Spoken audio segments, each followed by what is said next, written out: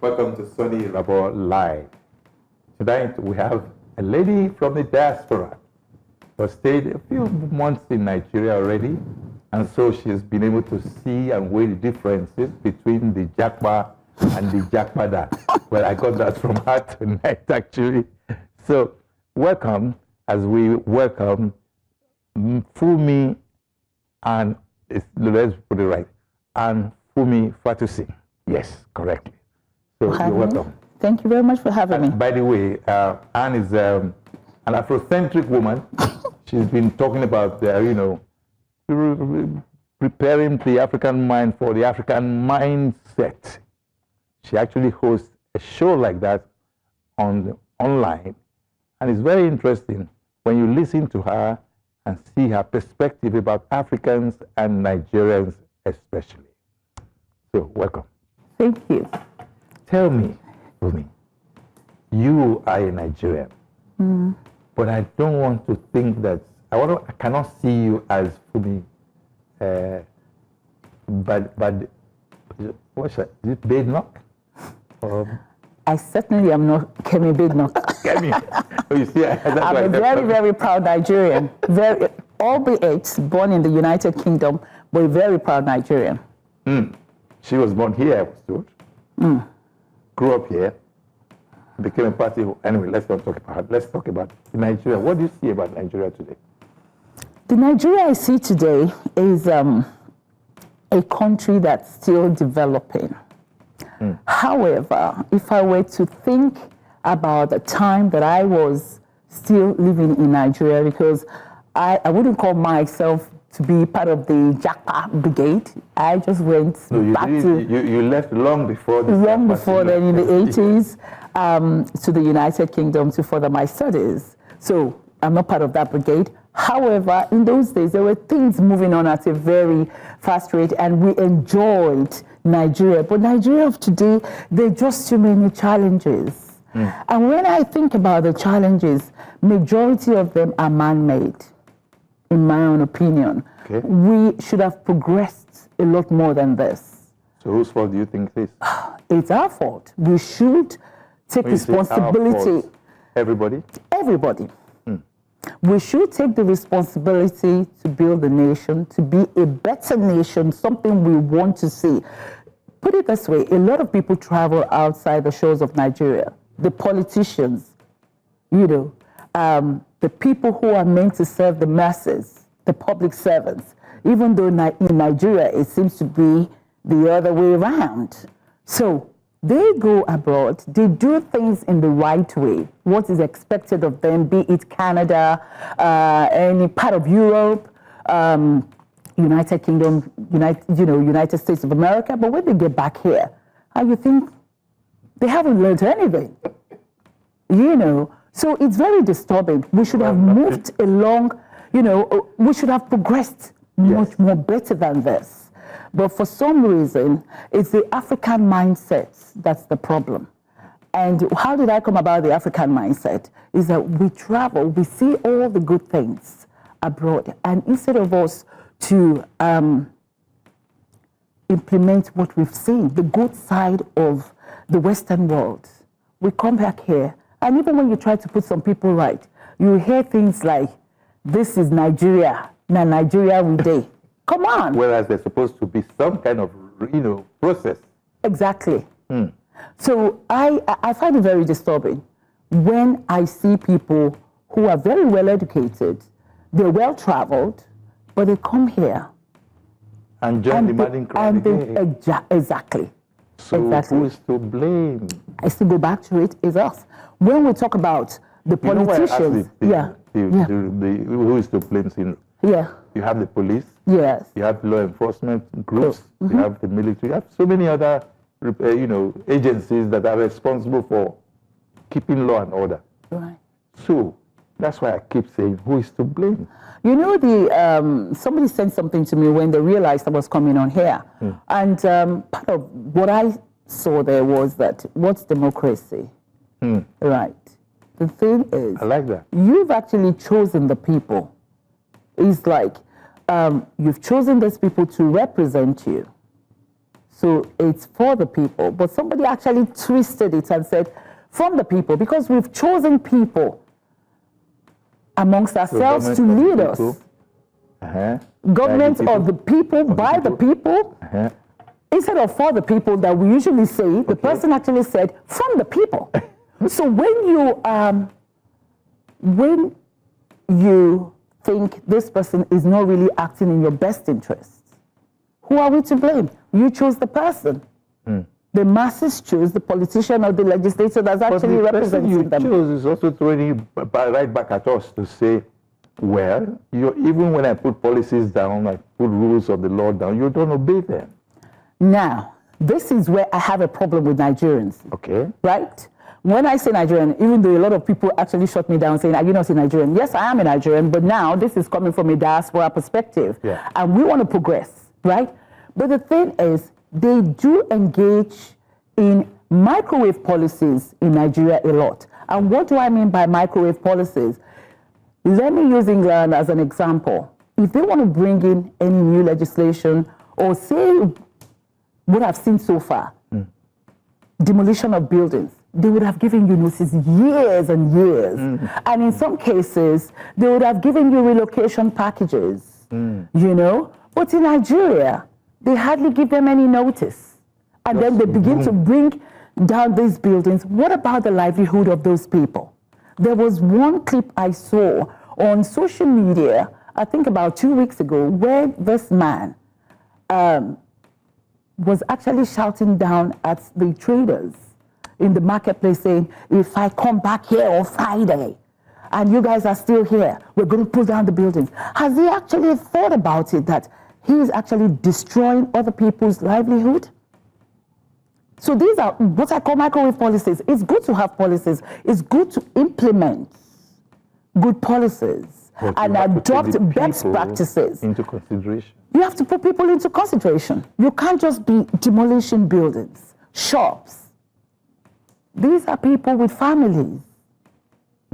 Well, they say, again, some of them claim that they've given a long enough notice. I don't know how long. Right. And so for that reason, they are only coming after waiting a long time to say, listen, we've waited long enough, so we must do this and that. In some cases, I've heard of that. I remember a few days ago when I was going down the bridge of Falomo, right? And I saw some shops, and I was actually telling the driver, I said, who are the people patronizing these people? Because you hardly see the shops, you know. And he said, I think that must be a place that is owned by the police force. Probably. Yeah. And he said, oh, they've been walled around, right? Exactly. And then he was saying that, I'm sure some people know that they do exist, but maybe in some years to come, they're going to pull down the shops. Even along Balinde, they've been pulling down the shops. However, I asked one of the traders there, and he actually confessed that they've given us notice. Years. So in some cases, we hear that, you know, but most of the time, we don't. And then they just go there with these big trucks, with all this machinery, you know, pulling down all these buildings. And I just think it's totally unfair. Well, is there a way we can get the people, let me say the followers now, to be aware of how, one, to obey traffic lights, to obey laws, to keep the environment clean? Because we had some people here a few weeks ago to talk about the Lagos environment, where it was seen as not being clean enough because people just look the other way. Right. They dump things as they like and so on.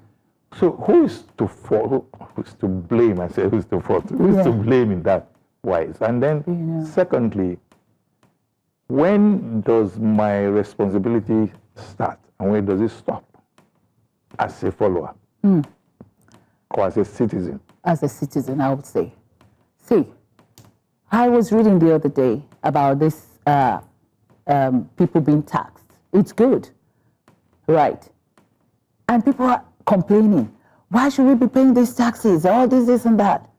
It's good because you want to have a clean environment, so many things to do. And that's why you find out that a lot of people, when they go abroad and jackpa, as they call it, they soon jackpada. They come back because they can't withstand all the taxes. In England, you pay all sorts for everything. Nothing is free, you know. So, but they should be introducing this to people systematically to make them understand the reason why they are charging, and that it's for the benefit of all of us. Now, coming to what you said regarding clean environment, I must say this for Lagos State, and really is indeed center of excellence. They are the pace setters, you know. Lagos State is really trying, but they can even get more money. Because when you see people near the pedestrian crossing, instead of them to just walk cross the road anyhow, they just cross the road anyhow. Even animals will not cross the road anyhow. But right there and then, to give them a ticket, start with 500 naira. And then loitering. And then you see people, you know, they've made everywhere a public toilet. And you give them tickets. No loitering, no littering all over the place. People crossing the road, you know, they can get more money from there. But my big question is, who's going to be the custodian of the funds being collected from the public? Who keeps the money? Who keeps the money? It has to be monitored because we know our people, you know. So these are some of the things, and the country is for all of us. We should be engaged in nation building. In England, round about, I think, 2004 to 2006, I was actually involved in this diaspora organization called NIDO, Nigerians in Diaspora Organization Europe. Okay. This was during the time of President Olusegun Obasanjo's administration. And that NIDO was meant to be an organ or the interface between the Nigerians in the diaspora as well as the federal government of Nigeria. And there we were, you know, there was an enabling environment at that time. Everybody just wanted to be involved in the initiative that, look, you and I make the country. We have a responsibility. We have a responsibility to build the country. Because when people complain about, you know, other countries, oh, they're doing well, they're doing this. But we're draining the resources here. It's, you know, brain drain. When you go abroad, you find out so many of the people, especially within the medical field, the medical sector, you find a lot of Nigerians doing good things, great things that we should be proud of. Of course, we are proud of them, but we would prefer if they were doing everything here. It's because the environment is not enabling. And I've spoken with a lot of people about this. Oh, why don't you come back home? I would love to come back home. Millions of other Nigerians abroad would love to come back home if the environment is enabling. But it is not, because things are so tough. Things that that should be done easily. People want to charge for it. You're doing your job, I'm doing my job. Why should you want to charge me? You know, for example, when you're on the road, somebody stops you, hello, madam, good day. You know, they want to collect money from you. Why would they want to do that? So people are sick and tired of things like that. But when people think of nation building, that it doesn't rest on the shoulders of the politicians, not on the president of Nigeria. It's for everybody. But do the average Nigerian understand the implication of what his role should be in nation building? I don't think so. Because say, for example, with me, I actually complain about bad service. If you want something better to be done, give them a feedback. Right. I used to get in. There should be some kind of relationship between the follower and the leader through a channel of information dissemination. Exactly. That can make it more easy. I'll tell you what, during the Tony Blair administration in the UK, there was this organization called Opinion Leader. They will get focus groups, pull people from different walks of life. You don't have to know them. And they sit down. There is this huge questionnaire. What would you like to see within your local community? What, you know, different levels. at local level, state level, federal level, what would you like to see? And there were some people behind the scenes sifting through this. I was part of the focus group. And that's how a nation can also move on. You listen to the people. Bringing it up here is Yes. very interesting because what we are used to Yes. is the top presidency, governorship. Local government only just started in real terms a few months ago. Really? When the Supreme Court insisted that the local government should be given their own, the allocation, Yeah. financially and all that. Yeah. So you don't even know who your chairman of a local government is or who the councillors are. If we do know them, they are the ones we are supposed to get back to let them know what our problems are. Yeah. So, like I said, on a local level, state level, and federal level as well, they should be listening to people. And this is what really gets at me at times, that when you're trying to talk to people, they come back to you to say, this is Nigeria. What do you mean this is Nigeria? Very sad. Exactly. Very sad. But you will see all these high-profile individuals. Because really, what does this is Nigeria? What does it mean anyway? No, when they say that, I wonder what they mean by that. No, it's because they just don't want to change. Nobody likes change, to be quite honest with you. So in order for you to ensure that people embrace change, you have to tell them the reason why there is a change and the benefits of the change. And then you take it step by step. Reason for the change and the benefits for the change. Of course. Yeah. But if you don't, even at work, if you were to say that, oh, we're introducing a new computer now, the first thing that will go in your head is that, oh, they want to replace me. So you have to let them know. Like that. It's true. You have to let them know, why do we have, one system to sort of like integrate 4 different types of systems? Why are they bringing in new person into this organization? Are they trying to get rid of me? Or why are they introducing this new policy? For example, let's go back to the taxation, right? Why are they introducing this tax? You've got to let the market woman know the reason why she should be taxed. How many people pay taxes in this country? And then we say that we have a huge debt. That hole needs to be blocked. And how do we do that? You have to, create the awareness, run programs in different languages.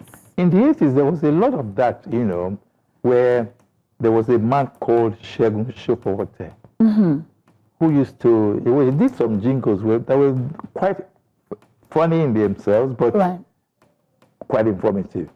He said some on Mikorodu Road, say, as Bonto they pass, piam, piam, piam, people they cross, yum, yum, yum.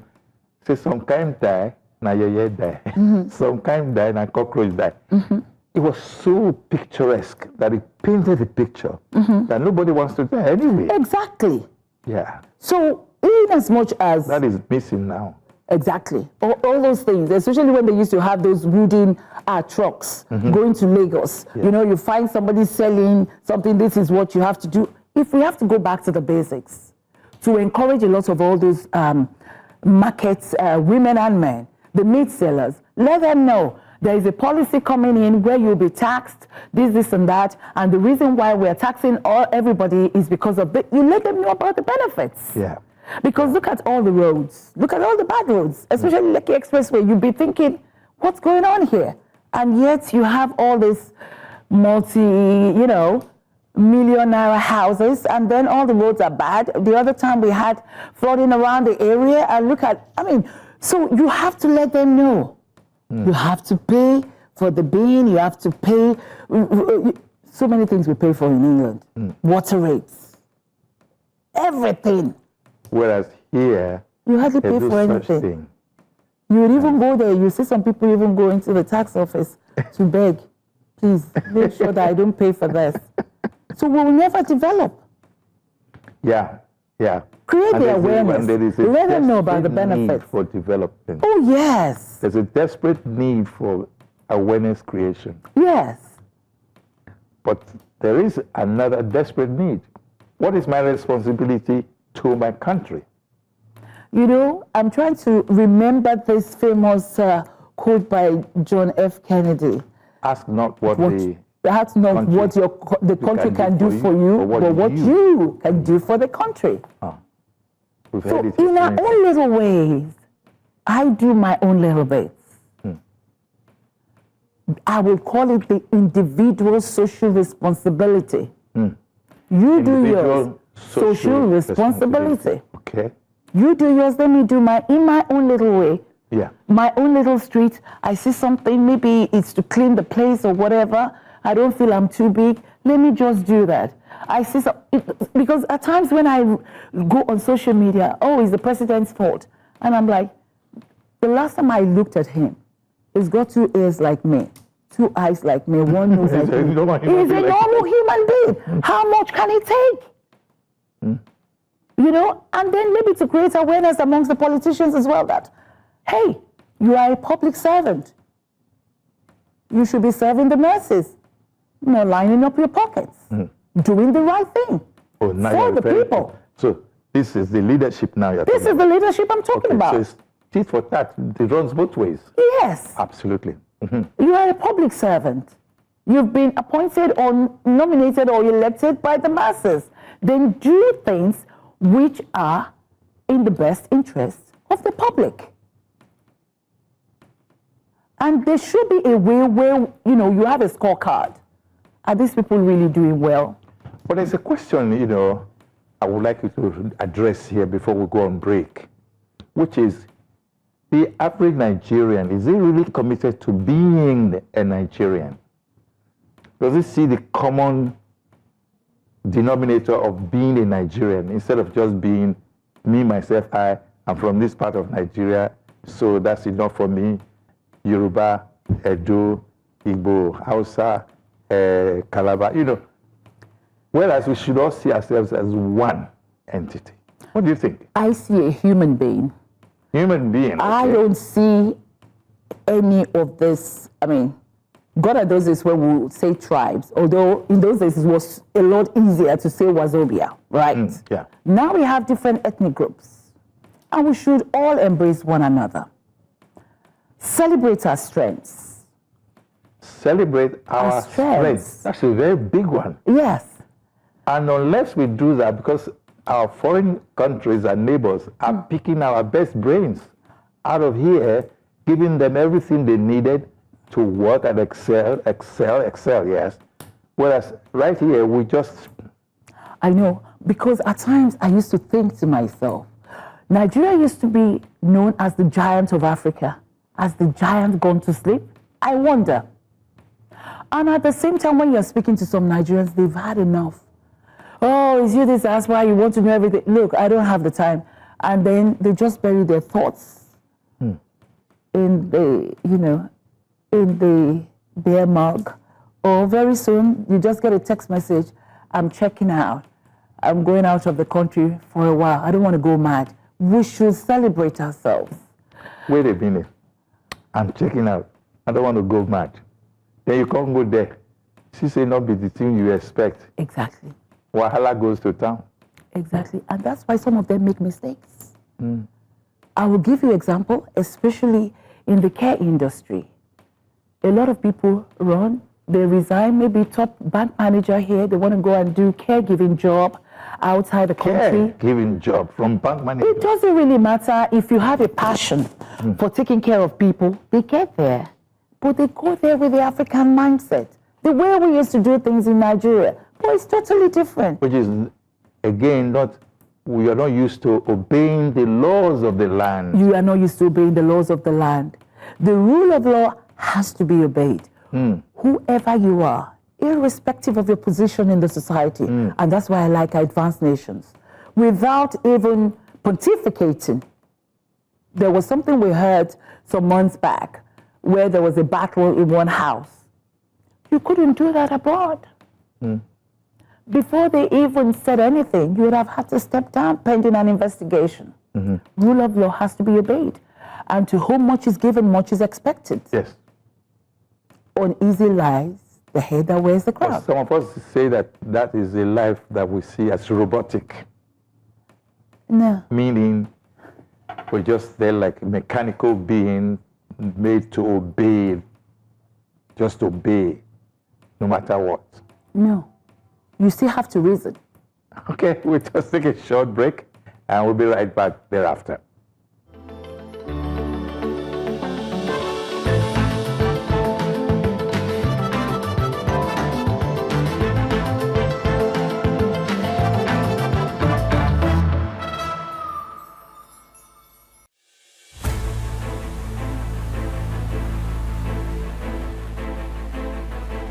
The new Central Town Hall series brings you face to face with the people at the center of critical conversations. When the shooting started where they killed the military, we lost 86 persons here in Nokoma community. It's not even up to 5 minutes. Our building collapsed before the building that cast fire.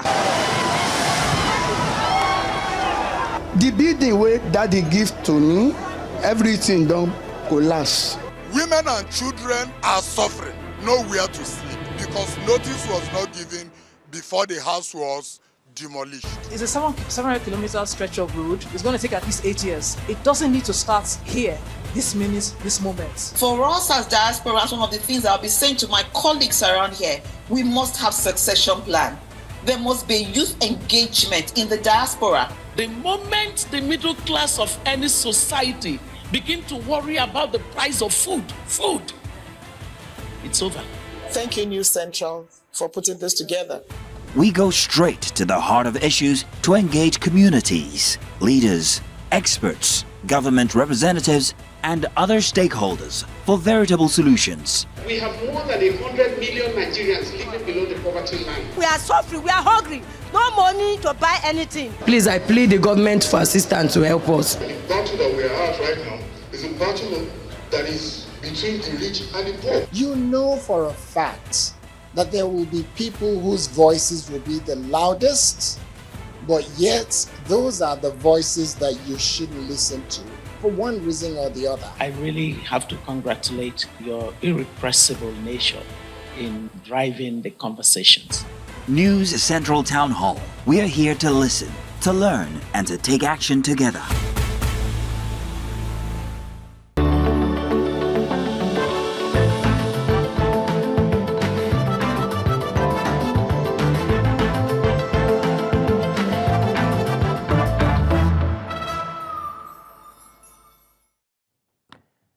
Welcome back. Actually, I've been asking myself, when Funmi Fatusin says African mindset, what is she talking about? I'm asking you now. African, Nigerian. Do you know an African is different from a Nigerian? But you gave it the African mindset, which is understandable. We're all Africans. But what exactly are you referring to? Okay. Now, Renewed African Mindset is actually a discussion program which I set up as far back as 2012. And how did I come about that? Renew the African Mindset. What's your mindset? How do you get your mindset? It's actually born out of your family background, the family values you've been brought up with, your associations with people. As you're growing older, your mind is impacted due to the associations with people. Yeah, you're growing, molding. Yes. Right? You're being molded. Okay. Yes. And then your exposure, your experiences in life shape your mindset, what you've been through. So, and then the culture, your cultural beliefs and traditional values. So I see a lot of Nigerians, or let me say, well, because we're Nigerians, that's why I'm focusing on Nigeria. Of course. But then again, Africans, they leave the shores of their respective home countries and come to a host nation. You are supposed to imbibe the rules of that nation. Yeah. Your host country. It's like when you are in Rome, behave like the Romans. Yes. But a lot of Africans got into trouble because when they get over to Europe, UK, USA, or Canada, they take that mindset cloak with them. Instead of they can afford to, excuse my language, we on the roadside. Exactly. And in Germany, they were arrested like in droves. Exactly. You can't do that. Something happened to me a few days ago where I called I don't want to mention the company's name. I called the company to come and pick me up. And the guy said, excuse me, ma, can I just quickly pee? And I was like, maybe he was asking to use the restroom in my house. Yeah. But no, right in front of me, he was about to pee in front of my garden. Oops. And I said to him, do you realize that you are picking me up and you want to use my front garden as a toilet? And he said, well, it's on the main road. I said, excuse me. Excuse me. It's not on the main road. He said, well, this is the road and this is your house. I got really upset by that. And I said, you know what? You're not picking me up and I'm going to file a report against you. I'm going to complain. So they go into host nations with this mindset. Let me give you an example. So they're used to having their way without thinking of the implication of their actions. Recently, a lot of Nigerians have gotten themselves into trouble because of the fact that they are caregivers. Maybe the people sending them from Nigeria here don't run them through training or creating awareness of how they behave over there. Then the Lord over there, their patients or the people they're supposed to be giving care to. If that person tells you, I don't want to have a shower or I don't want to have a bath, don't force them. The moment you force them, you've crossed the line, you've crossed your boundaries, and then you get into trouble. The next thing, if they report to a member of their family or even to that particular home, that caregiver is in trouble. Or you see at times some Africans, before they start work in the morning, oh, let us have a word of prayer. You can't do that. You cannot do that. They're not interested. They employed you to come and work there. A service that you must to come render. and provide a service. Yes. Not you sort of like lording over your own faith upon them or, quoting the Bible, quoting the scriptures. You're going to run into trouble. They do a lot of all these things whereby I thought it's high time they renewed their African mindset. I'm not saying you should lose your African identity. Like I said to you, I was born in England, but I've never, and I will never lose my African identity. I'm very proud of my heritage. Still hold on to it. But what I'm saying here is, you are in a host nation. Take what's good in the African nation. Take what is good in the Western culture. Both cultures try to coalesce the two together without losing your African heritage, without losing your identity. That's what, renewing African mindset is all about. It's very, very important, and it's quite instructive what you're saying. And I now see why, I hate to say this, but again, I've mentioned it in this program before, a place called Canada. Right. And a place called Houston, USA, where Africans lived in the most pathetic, conditions. Because some of them were living in tents because they had no better place to go. Right. And the law was always against them. The police were always after them. Now, with somebody like Donald Trump saying, I don't want to see you people here, he has a reason for doing that. What you've just explained now begins to paint the picture better. Many people don't know that. So how can we make them understand better? You see, there's some people, they felt when they were in Africa that the streets of the Western world were paved in gold.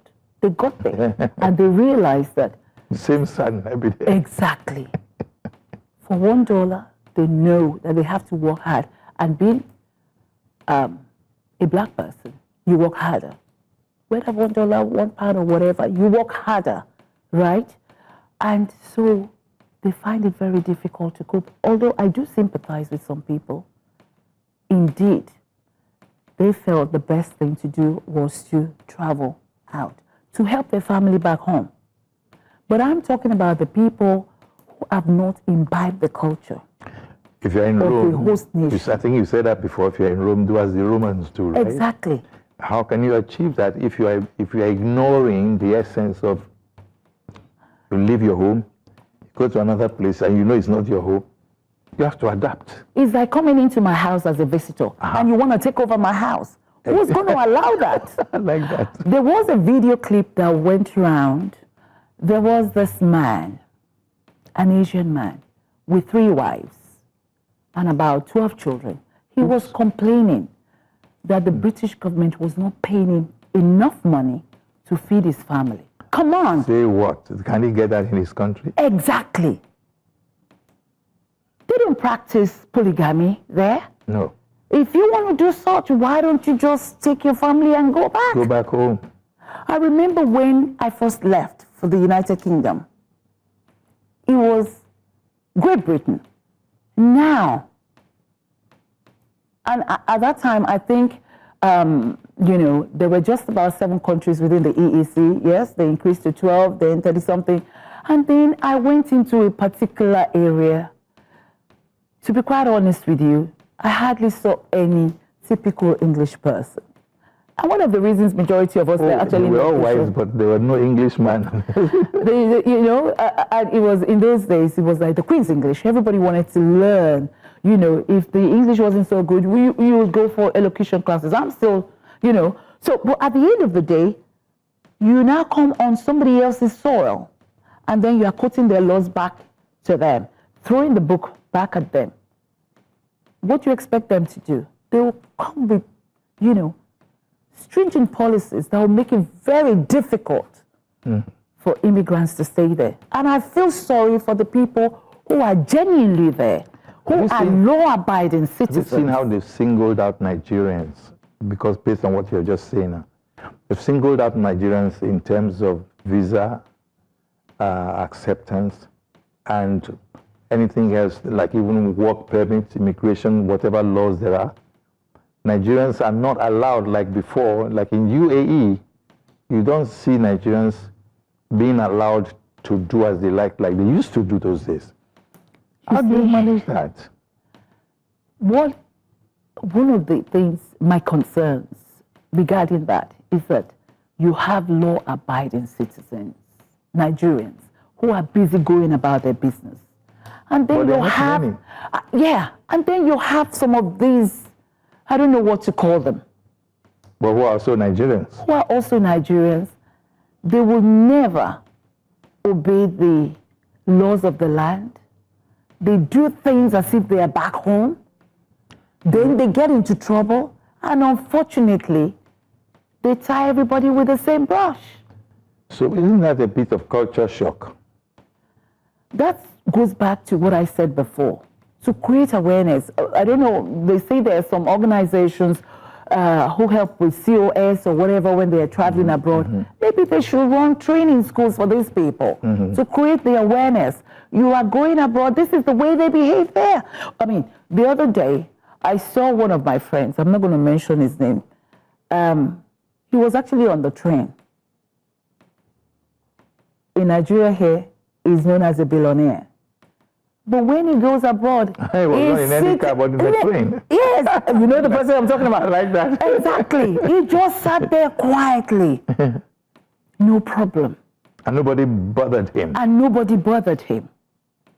So when you go to somebody else's country, stay there, study how they behave there. Don't go there and start quoting things that you don't even know about. Something that will land you, in trouble. Why are we like that? At times I wonder. We've been able to identify a lot of problems, a lot of faults, a lot of issues.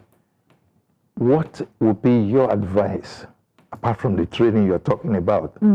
Somebody who has never been abroad or been out of this country or even his village suddenly finds himself in, maybe has never even entered a plane before. Yes. Then he finds himself completely in a, it's like you bring a fish out of water, put it on dry land. Yeah. How do you manage such people? What advice would you give? Such people need to study other people there. Ask questions. They're very self-conscious. Yeah, Nigerians I know Nigerians can be. Extremely self-conscious. Yes, ask questions. You don't know something, just ask. There's no harm in asking. Sorry, how do I do this? I remember the days of IT. People will be getting every other person's manual, and then they will go in front of a potential employer and then fob their way through. Because, you know, in those days, we used to call it cramming. But these days, they'll put you on a practical test, and then they ask questions, technical questions, so they know whether you were just reading through or you've actually had a practical experience. So if you don't know anything, just ask. Even if you're being interviewed, you know, for a role, and you think, okay, let me just brave it out. There's nothing wrong in being ambitious. Have you done this before? Just be honest. I haven't. But if you were to hire me, I'm a quick learner. I will definitely do what's expected of me. But you know there are Nigerians who are exceptional in the things they do. They're gifted. Yes. Doctors, technical persons, technological persons. Yeah. I mean, I'm proud to say people like Philip Emeagwali and his computer. So many to mention. Too many. And that's why it makes me laugh. When here in Nigeria, I'm going abroad for my medicals. They get there, they see a black man. Can I speak to your boss? Because they're used to talking to people like that back in Nigeria. And that one is saying, I'm the boss. No, I mean the surgeon that's going to be performing the operation. I am the surgeon? I am the surgeon. Oh, really? What's your name then? You know, this big manism thing? And it's like, they say the name. Oh, so you're a Nigerian? Of course I'm a, then the vowels drop. Oh, so you're a Nigerian. You know? And then, oh, I'm a heart surgeon or whatever they are. And he's like, how long have you been doing this business? How long have you been doing this and that? You know, it makes me... The attitude will just change. It will just change. So what were you expecting? And to me, I would say it's a bit of colonial mentality. Because what was that person expecting? A Caucasian doctor? And in some cases, you find out that it's the Nigerian that's the chief medical officer for that hospital. And they're very good, aren't they? And they are extremely good. Experts. Proudly so. I remember during the days of NIDO, when we had the NNVS, Nigeria National Volunteer Service, what I was saying, that was the interface that President Obasanjo sort of like set up for us, the initiative in those days. Doctors, people from different sectors will come to Nigeria, will go to Abuja. Of course, you were the MC of the event at one of the NIDO events that was going over 2 decades. Exactly, Joe Keshi. That's right. Joe Keshi. Yes. Now, and I remember very well, one of our friends, Stanley, I was going to mention Stanley, you know, a gynecologist, and a brilliant one at that. But you know, when all these doctors came in, the first phase was for them to perform an operation, and the Nigerian doctors back home would observe. The second phase was the Nigerian doctors performing the operation and the diaspora doctors observing and giving them feedback. The third phase was then to hand over everything to them. I wonder whether we still do those things again. It will be necessary to recall them. It will be necessary to also see to what extent, even if we do not have such opportunities, let's train, now I'm suggesting, train leaders, train followers, let them know their responsibilities. What do you think? Yes, I must say, I've been to some hospitals here in Nigeria, brilliant hospitals. I'm telling you, set up by some Nigeria diaspora doctors. Okay. There was one I went... They brought in their knowledge. They brought in their knowledge. They haven't paid me for it, so I'm not going to mention the hospital. A lot of them. It's true. And then a lot of Nigerian doctors here who regularly travel outside the shores of Nigeria to gain more training. And they set up state-of-the-art hospitals in Nigeria here, and I'm very, very proud of them, especially people involved in, they call it arts, assisted reproductive technology. Okay. There's so many hospitals there. And there was one I went to recently. I was very proud when I saw the lady because I knew her from London, and it's a hospital for the elderly. Brilliant hospitals here, but I wish we could have more, and especially I was going to say they are scattered. They are. So, I wish we could have at least one state-of-the-art general hospital in each state. At least one. Say that again. State-of-the-art general hospital in each state, and there are 36 states. Yes. Plus the federal capital territory is 37. That's a good one. It is. It will be worth it. If actually there will be enough attention paid to health. Yes. Health technology. Yes. Yes. So many things. Honestly, we do have the brains, but it's high time we stop the brain drain of resources.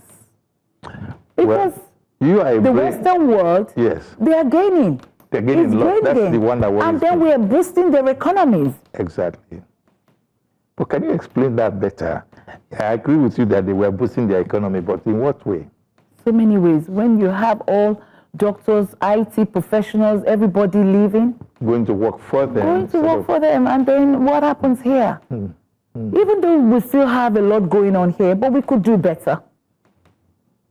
You find some people, you just need to go to Computer Village.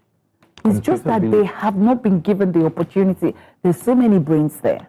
There's something you just said now that brought my mind, and I've also mentioned it so many times before. Chikumbura is a Zimbabwean who's been able to invent and create a car that runs without fuel. Right. From an African country, and an African in Zimbabwe, able to do that. Why can't we work hand in hand and patronize such people? Do you know what? We are so good individually, but collectively, no. You bring an idea. So many ideas are brought to the table. What is in it for me is a question you will get. Or he has come to show off. Yeah. Because there was a time I wrote an article, Them and Us, a diaspora perspective. Because when you are even trying to give feedback to some Nigerians, it's like you're abusing them. You're complaining too much. But you can only learn from feedback. And that gives you room for improvement. So we should, I don't know how to do it, but to try and help one another. Like earlier today, I went to a place. I don't want to mention the name as well. They haven't paid me for it. It's a retreat. It's a beautiful place along the Lekki Expressway. When I got there, I had to do a double take that, is this in Nigeria? I was surprised. We have so many. And they need investors. Yes. Well, time is so fast spent, and when you're having such a beautiful conversation, you want to say, time to go, time don't reach. Just now. Okay. So we've had Anne-Funmi Fatusin. What's the meaning of Fatusin? I just know it's a Yoruba name. That's my father's name. I just know it's a Yoruba name. You didn't bother to find out? Well, somebody said Ifa, you know, like the oracle. So it's to be worshipped. Ifa, to see. Okay. To see, yeah. Okay. So, but if I want to kind of like be Christianese about it, I would say Oluwa to see. Okay. All right. So Ifa to see is the name I know how it Fatusin. Fatusin, yes. And she's been our guest on Soni Irabor Live this evening. And we've been able to x-ray Nigeria, Nigerians, and Africans. And we've tried to renew the African mindset, which is a brainchild of hers because of the show she runs online. We started off, you know, by having in-person meetings. And then during the COVID, we went virtual. And that was really, really interesting. Beautiful. Good. So we'll do more virtual of that. Thank you so much, and good night. Thank you.